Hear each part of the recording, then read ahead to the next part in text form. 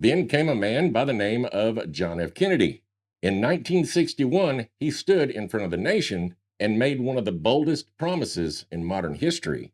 America would land a man on the moon and return him safely to Earth before the decade was out. If I were to say, my fellow citizens, that we shall send to the moon 240,000 miles away from the control station in Houston, a giant rocket more than 300 feet tall, the length of this football field, made of new metal alloys, some of which have not yet been invented, capable of standing heat and stresses several times more than have ever been experienced, fitted together with a precision better than the finest watch, carrying all the equipment needed for propulsion, guidance, control, communications, food, and survival on an untried mission to an unknown celestial body, and then return it safely to Earth, re-entering the atmosphere at speeds of over 25,000 miles per hour, causing heat about half that on the temperature of the sun, almost as hot as it is here today,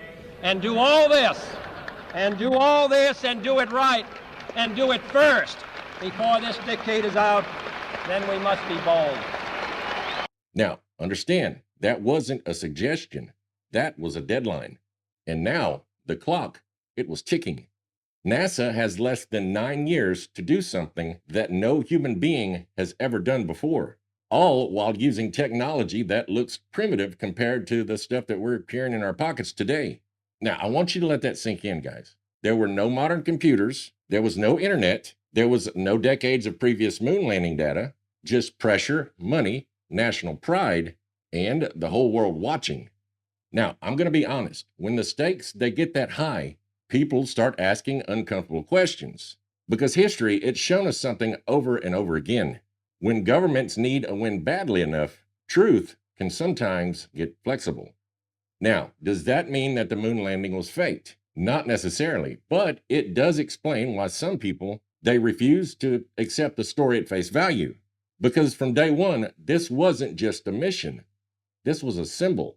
And symbols, they make people suspicious, especially when they come at the perfect time.